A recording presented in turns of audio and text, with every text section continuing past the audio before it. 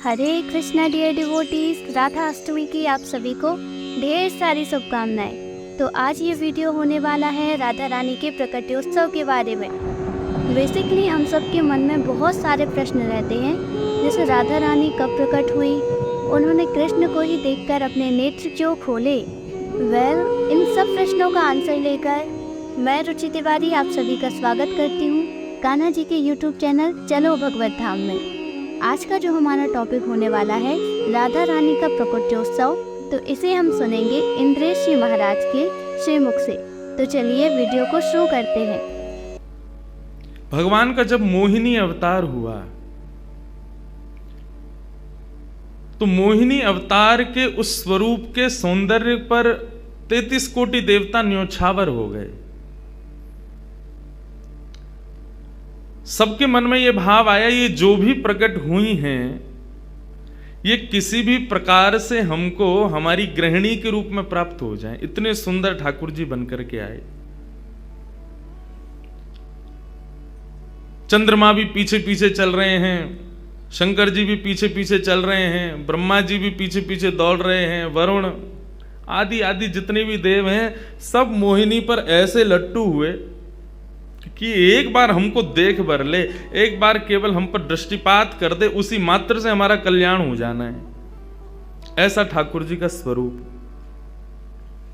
परंतु उन 33 कोटि देवताओं में एक देव ऐसे हैं जिनका मोहिनी के प्रति ऐसा कोई दुर्भाव नहीं था, और वो देव थे सूर्य।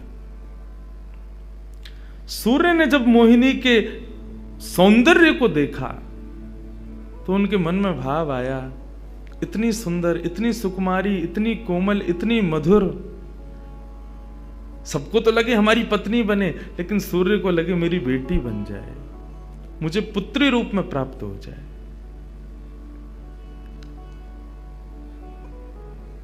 जब सूर्य के हृदय में यह भावना उत्पन्न हुई तो मोहिनी ने कटाक्ष नेत्रों से सूर्य की ओर देखा, बाकी किसी को देख ही नहीं रही है, और देख करके केवल ठाकुर जी ने उनको इशारा किया। बोले तो आपकी ऐसी इच्छा है?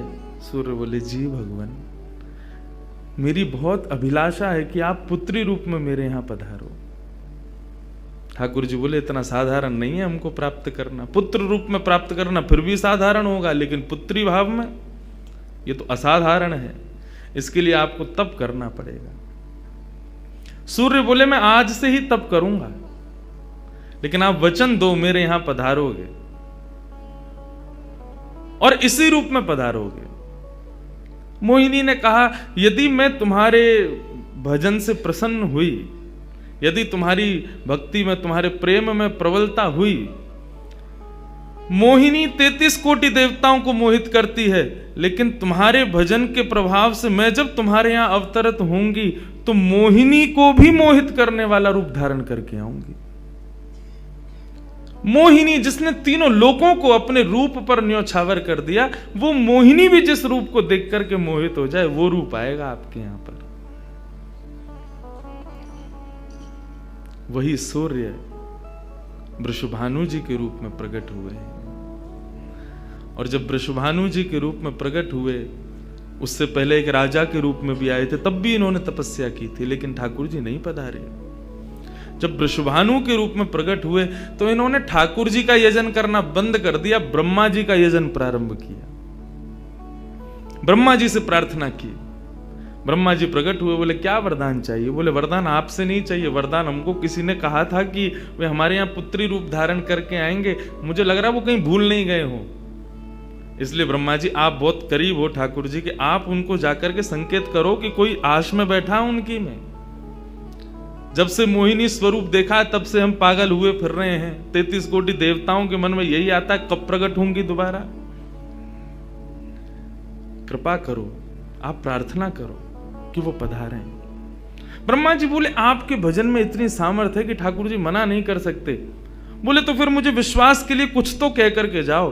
ब्रह्मा जी बोले मेरी जिम्मेवारी बन जाए, इसलिए चलो इस पर्वत के रूप में मैं विराज जाता हूं। और बरसाना पर्वत के रूप में श्री ब्रह्मा जी विराज गए। ठाकुर जी आएंगे, मैं जिम्मेवारी लेता हूं, इसलिए मैं ही पर्वत बन के बैठा हूं। ब्रह्मा जी ने जाकर के प्रार्थना की। ठाकुर जी बोले मैं तो सच में ही भूल गया था कि मुझे जाना है। बोले भगवान वो बहुत प्रतीक्षा कर रहे हैं आपकी। वृषभानु जी का भजन कैसा बताया। वृषभानु जी की एक ही इच्छा है कि मेरे पास जो पुत्री रूप ठाकुर जी का आवे, ठाकुर जी मोहिनी बनकर के आए तो 33 कोटि देवताओं के हृदय में ठाकुर जी के प्रति वात्सल्य भाव प्रकट नहीं हुआ, प्रेम भाव प्रकट नहीं हुआ, कुछ और ही भाव था उन देवताओं का। वृषभानु जी कह रहे हैं कि मैं ऐसी पुत्री पाना चाहता हूं जिसको देख करके काम नष्ट हो जाए, काम का भी मर्दन हो जाए, सामने वाले के हृदय में एक दिव्य प्रेम प्रकट हो, निष्काम प्रेम, अनकंडीशनल लव किसे कहते हैं, इसका प्रसाद पूरी दुनिया को देने वाली ऐसी पुत्री मेरे घर पधारे। स्वार्थ सिद्ध प्रेम सब करना जानते हैं, लेकिन निस्वार्थ प्रेम किसे कहते हैं वो ठाकुर जी का वो शक्ति स्वरूप ही सबको बता सकता है। ब्रह्मा जी की प्रार्थना हुई ठाकुर जी से। ठाकुर जी अपने वैकुंठ में विचरण कर रहे हैं, विचार कर रहे हैं कैसे करूं, नंद यशोदा के यहां भी जाना है, देवकी वसुदेव के यहां भी पुत्र बनना है, पहले से ही 4 मम्मी पापा हैं हमारे, अब ये 2 मम्मी पापा और कैसे बनाऊं, 6 माता पिता। तब ठाकुर जी विचरण कर रहे थे, तभी एक खंभ में मणि, उस मणि में ठाकुर जी ने अपना प्रतिबिंब देखा। ठाकुर जी अपना प्रतिबिंब नहीं देखते, क्यों? बहुत कम देखते हैं। जब श्रृंगार आरती होती है लाल जी की तभी इनको प्रतिबिंब दिखाते हैं, और उस प्रतिबिंब में भी इतने इतराते हैं महाराज, उसमें भी स्वयं को देख करके खुश हो जाते हैं, वाह मैं कितना प्यारा लग रहा हूं। अपना प्रतिबिंब ठाकुर जी इसलिए नहीं देखते क्योंकि स्वयं ठाकुर जी मोहित हो जाते हैं खुद ही पर। जैसे ही ठाकुर जी ने स्वयं का प्रतिबिंब देखा, प्रतिबिंब देख के आगे बढ़े, लेकिन ठाकुर जी मन में विचार करने लगे मुझे सबके स्वभाव प्रिय हैं, लेकिन अपना यदि देखूं तो अपना प्रतिबिंब बहुत प्रिय है। जब स्वयं को देखता हूं प्रतिबिंब में तो ऐसा लगता है कि मानो जो सबको मोहित कर रहा है वो स्वयं को जब देखे तो खुद भी मोहित हो रहा है, क्योंकि प्रतिबिंब कभी झूठ नहीं बोलता। प्रतिबिंब का ये स्वभाव है, आप जैसे हो वैसा आपको दिखाता है। ठाकुर जी ने जब प्रतिबिंब देखा, अपने उस प्रतिबिंब स्वरूप को ठाकुर जी ने स्थिर कर दिया, और स्थिर करके अब तो ठाकुर जी लाए महाराज लक्ष्मी जी की पूरी पेटिका लेकर के आए श्रृंगार की, और अपने प्रतिबिंब स्वरूप को ही उन्होंने श्रृंगार करना प्रारंभ किया। किशोरी जी के श्रृंगार का इतना भाव बताते हैं, किशोरी जी की नथ बेसर ऐसी, किशोरी जी के कान के कुंडल ऐसे, किशोरी जी के पांव की महावर ऐसी, क्यों ना हो, क्योंकि श्याम सुंदर ने श्रृंगार किया है। किशोरी जी का जो स्वरूप है वो ठाकुर जी ने उसका श्रृंगार किया है। नारायण बैठे महाराज सिंहासन लगा करके अपने प्रतिबिंब का ही श्रृंगार कर रहे हैं। मोर पीछ हटाया, मुकुट उतार के दूर रखा, घुंघराले केशों को खोल दिया, नेत्रों में सुंदर सुंदर छोटा छोटा काजल लगाया, माथे पर एक सुंदर बिंदिया लगाई है, होठों पर निर्मल लालिमा लगाई है, गले में हार पहनाया, सर्वांगीण श्रृंगार किया, और लक्ष्मी जी की चुनरी ला करके जैसे ही शीश पर से चढ़ा करके ठाकुर जी ने थोड़ा सा जो श्याम रंग है उसको जैसे ही गौरवर्ण किया, वैकुंठ के उस प्रतिबिंब में से मानो जैसे सूर्य चंद्र का एकाकार रूप प्रकट हो गया हो, इतना तेज पुंज प्रकट हो गया कि ठाकुर जी भी अपने नेत्रों को छुपाने लगे। थोड़ी देर नेत्रों को बंद करने के बाद जब बड़ी धीरे से ठाकुर जी ने जब अपने प्रतिबिंब की ओर देखा तो किशोरी जी का दिव्य स्वरूप वहां प्रकट हो गया। ठाकुर जी ने दंडवत किया, पहले प्रणाम, हे श्याम सुंदर, आपने ही मेरो निर्माण कियो है, आपने ही मोको प्रकट कियो है। क्या भाव है? ठाकुर जी बोले कोई भाव नहीं है, केवल मोहिनी भाव से 33 कोटि देवता मोहित हुए थे, लेकिन मैं मोहित नहीं हो पाया था, इसलिए तब से मैं भी तड़प रहा था कि मुझे भी कोई मोहित करे, उस मोहिनी को भी मोहित कोई करे। वो स्वरूप आज प्रकट हुआ है। धर्म की स्थापना हुई, ज्ञान की स्थापना हुई, भक्ति की स्थापना हुई, वैराग्य की स्थापना हुई, लेकिन अंततो गत्वा इस संसार का सार जो प्रेम है उसकी स्थापना नहीं हुई है।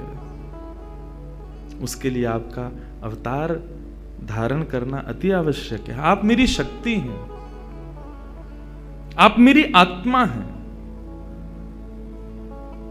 पूरा विश्व और पूरे विश्व की दिव्य चेतना किसकी प्राप्ति के लिए दौड़ रही है? कि आत्मा एक दिन परमात्मा में मिल जाएगी, लेकिन उस परमात्मा में आत्मा जो विद्यमान है वही तो किशोरी जी हैं। उस आत्मा की परमात्मा की जो आत्मा है वही तो श्री राधा जी हैं। लोग उनके रूप को नहीं समझ पाते। आजकल के यंगस्टर्स, आजकल के युवा उनको बहुत विचित्र रूप में दर्शन करते हैं कि कृष्ण राधा कौन है, बोले कि they are just like some love words. ऐसा नहीं है। आप उनको सीमित उस अवस्था में, और माफ कीजिएगा यदि किसी प्रवचनकर्ता की कथा सुनने के बाद भी आप उनको वहीं तक सीमित मान रहे हो ना, दोष आपको नहीं, प्रवचन करने वाले को लगेगा कि तुम किशोरी जी के इसी रूप को स्थापित कर पाए। इसीलिए कथाओं में ज्यादा किशोरी जी का प्रसंग ना हम कहते हैं ना उसका स्पर्श करते हैं। स्पर्श करने पहले से भी 100 बार सोचते हैं। यहां आने से पहले भी मुझे कई आचार्यों ने संपर्क किया कि वहां आप किस विषय को लेकर के जाएंगे। आप गर्ग संहिता पर कहेंगे या किशोरी जी के किस भाव को वहां पर प्रस्तुत करने वाले हैं। मैंने कहा देखो, हम बस बोलेंगे जो निकल जाए मुंह से, जिसका जो भाव ठाकुर जी स्वीकार कर लें बस, लेकिन भाव ये रखेंगे ठाकुर जी विराज गए हैं कि कोई अनधिकारी इस भाव को सुनकर के अपने मन में कोई दुर्भाव ना प्रकट करे। ब्रजवासी बहुत डरते हैं किशोरी जी के भाव को कहने में, क्योंकि जब सामने वाले से प्रत्युत्तर के रूप में कुछ विलग ही सुनने को मिलता है तो बहुत कष्ट होता है हृदय को कि तुमने किशोरी जी को क्या समझा, वो क्या है और तुमने उनके किस रूप को जाना। वो ठाकुर जी का ही प्रतिबिंब स्वरूप है, ठाकुर जी का ही आत्मा स्वरूप है। और एक बात कहूं, प्रतिबिंब से और आत्मा से प्रेम किया जा सकता है, ब्याह नहीं किया जा सकता। क्योंकि प्रतिबिंब और आत्मा ये दोनों हमसे अलग नहीं है। ब्याह के लिए एक अलग व्यक्ति चाहिए, एक हमसे कोई अलग हो, हमसे कोई जुदा हो, 2 लोग चाहिए तब ब्याह संपन्न होता है। लेकिन कृष्ण और राधा, इन दोनों में भेद है ही नहीं। किशोरी जी और ठाकुर जी में कभी भी कदापि कोई भेद नहीं है। बल्कि लीलाएं अभी सुनेंगे हम लोग, कभी कभी ठाकुर जी जब किशोरी जी का रूप धारण करते हैं तो किशोरी जी से ज्यादा गोपियों को सुख देते हैं।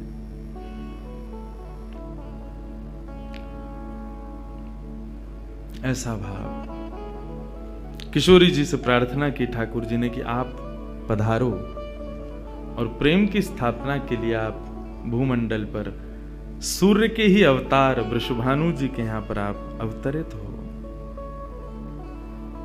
तब किशोरी जी ठाकुर जी की बात मान करके और वृषभानु और कीर्ति के यहां पर अवतरित होती हैं।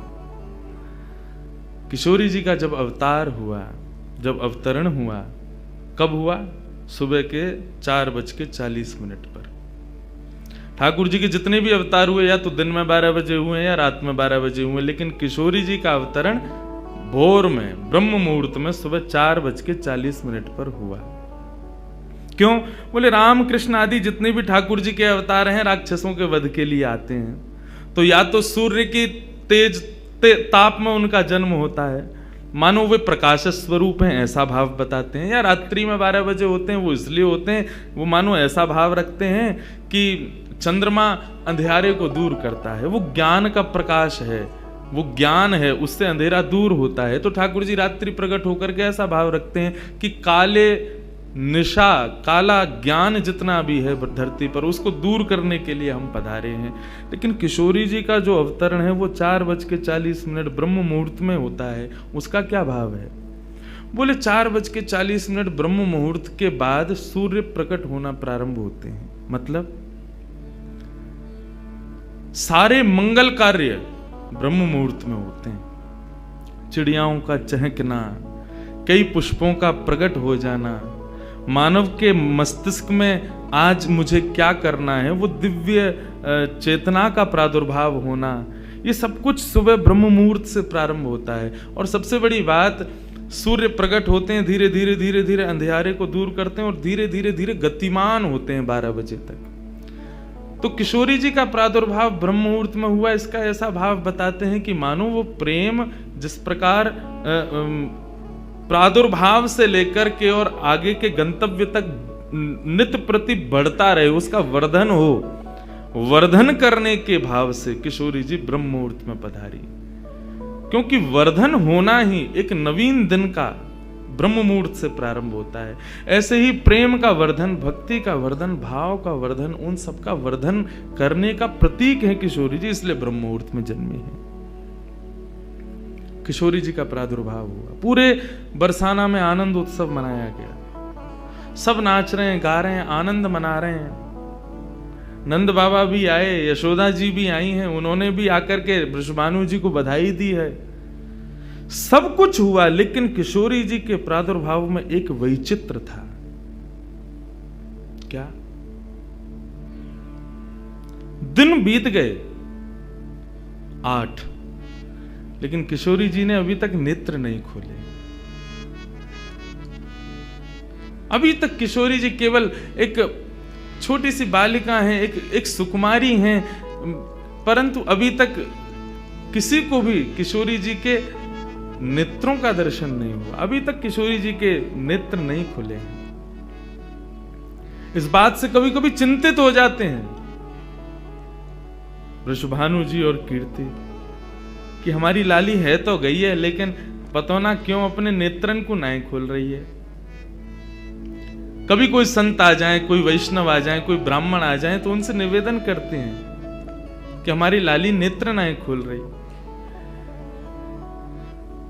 तब देवताओं ने नारद जी को भेजा, आप जाओ और जाकर के वृषभानु जी के इस मन के भाव को पूर्ण करके आओ।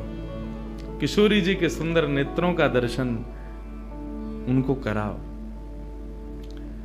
तब श्री नारद जी महाराज का आगमन हुआ। नारद जी जैसे ही आए तो वृषभानु जी ने नारद जी को देखते ही सबसे पहले अपने पुत्र को बिठा दिया। श्री दामा से मिलो, हमारा अब लाला है। नारद जी उससे मिले, उसका सब देखने लगे। नारद जी मन में विचार कर रहे हैं कि ये उनसे कब मिलवाएंगे, किशोरी जी का दर्शन कब होगा। 2-3 दिन तक नारद जी विचरण करते रहे बरसाने में। वृषभानु जी का मन तो होता है कि मैं इनसे कुछ कहूं, कुछ पूछूं, थोड़ा किशोरी जी के बारे में, अपनी लाली के बारे में न कुछ जानूं, लेकिन अभी वो भाव प्रकट नहीं हो रहा है।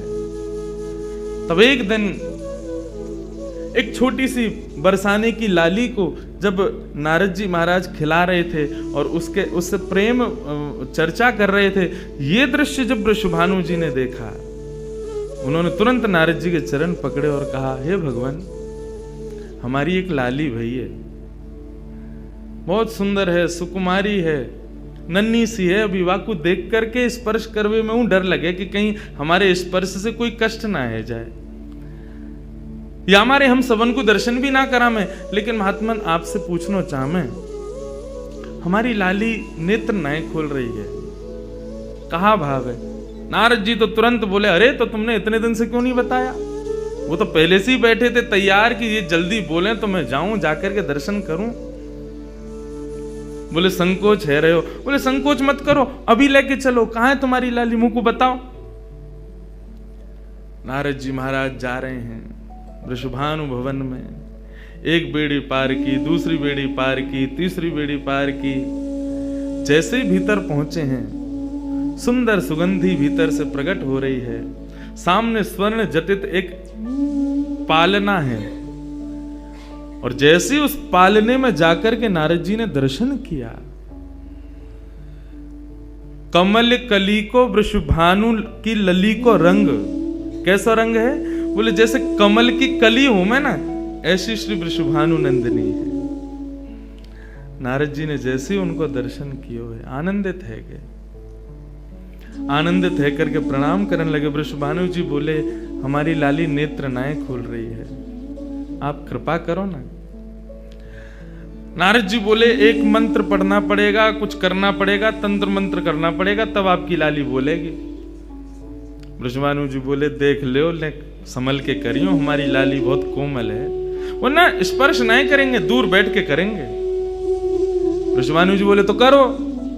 बोले, आपको पहले बाहर जानो पड़े, वो एकांत में करेंगे। कीर्ति वृषभानु जी को देखें, बोले, लाली को अकेला तो नहीं छोड़ेंगे। बोले, नहीं बाबा, विश्वास पात्र है, हम कर सके। वृषभानु जी और कीर्ति दोनों जैसे ही बाहर पधारे, नारद जी ने गेट बंद कियो, तुरंत चरणन में प्रणाम कियो और प्रणाम करके सीधे सन्मुख बैठे हैं। हे कृष्ण मनोहारिणी जय वृंदावन प्रिया, जय भ्रू मंगल ललिता, जय वेणु रवाकुल, जय कृष्ण मनोहारिणी जय वृंदावन प्रिया, जय भ्रू मंगल ललिता, जय वेणु रवाकुल। जैसे ही नारद जी के मुख से ये शब्द प्रकट हुआ, जय कृष्ण मनोहारिणी, ये कृष्ण मनोहारिणी शब्द जैसे ही नन्ही सी श्री किशोरी जी के कान में कृष्ण शब्द गयो, कृष्ण शब्द जाते ही नन्ही सी किशोरी जी के नेत्र अपने आप धीरे धीरे धीरे धीरे खुलन लगे, मुख पर एक प्रसन्नता सी प्रकट है गई। नन्ही सी किशोरी अभी करवट लेनो भी नहीं जाने, लेकिन जैसे ही बार बार ये श्लोक का गान नारद जी के द्वारा हो रहा है, जय कृष्ण मनोहारिणी जय वृंदावन प्रिय, इसको सुनकर के किशोरी जी जो अभी करवट लेनो भी ना जाने, वो अपने पालना को पकड़ करके अपने पालना से उछक करके वहीं से झांक करके श्री नारद जी को देख रही हैं। और नारद जी ने जैसे किशोरी जी के रूप को देखो है, सुंदर मृगनयनी किशोरी जी आज नारद जी को देख रही है। मुख में अभी दांत ना है, बिना दांतन के किशोरी जी के मुखमंडल की प्रसन्नता देख करके नारद जी आनंद विभोर हो गए। नारद जी बोले, आपको ये कीर्तन भायो, आपको ये कीर्तन प्रिय लगो? किशोरी जी के मुख से केवल किलकारी निकल रही है। नारद जी ने उठाई अपनी वीणा करताल और जय कृष्ण मनोहारिणी जय वृंदावन प्रिय, और इसी का कीर्तन करते हुए वहां नाचने लगे, नृत्य करने लगे, चारों ओर घूम रहे हैं। बीच में पालने में श्री किशोरी जी बैठ करके और करताल बजा रही हैं और करताल बजा करके आनंदित हो रही हैं। वृषभानु जी बाहर खड़े, बोले कि भीतर तो कीर्तन चल रहा है, करताल की आवाज आ रही है, वीणा बज रही है।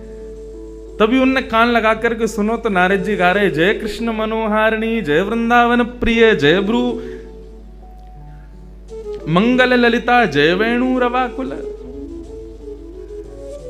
वृषभानु जी ने ये स्वर सुन लिया, लेकिन जैसे ही थोड़े से गए हैं और खिड़की में जाकर के भीतर झांक करके देखा, अद्भुत दृश्य। नन्ही सी किशोरी ज्यादा से ज्यादा 8 दिन की होंगी, 10 दिन की होंगी, अपने पालना में पौड़ करके स्वयं को झुला रही हैं, करताल बजा रही हैं। चारों तरफ नारद जी वीणा बजा करके करताल बजा करके आनंद से किशोरी जी को मुखोल्लास कर रहे हैं। ये दृश्य देख करके श्री वृषभानु जी को एक बार तो मूर्छा आ गई, मैं वास्तव में 8 दिन की बालिका को देख रहा हूं। उन्होंने कीर्ति को कुछ नहीं बताया। नारद जी महाराज ने प्रणाम किया, तब किशोरी जी की सहचरियां प्रकट हुई और कहा कि हे नारद, आपने हमारी किशोरी जी को बहुत सुख प्रदान किया है। जब कभी भी आपको ऐसा दर्शन करना हो तो हम आपको कुछ स्थान बता रहे हैं। गोवर्धन, श्री यमुना पुलिन और ब्रज कुंज, इन 3 स्थानों पर आप जब कभी भी हमारी किशोरी को स्मरण करके यही कीर्तन को गान करोगे, किशोरी जी को यही स्वरूप आपको दिखेगा। ये हमारा वरदान है आपको, क्योंकि आपने किशोरी जी कृपामयी तो हैं। लाल जी 10 बार विचार करेंगे कृपा करवे में, किशोरी जी विचार थोड़ी करें, वो तो तुरंत करुणा करें। नारद जी जाओ, जब कभी भी लाडली को दर्शन करना हो यही भाव से कर लियो।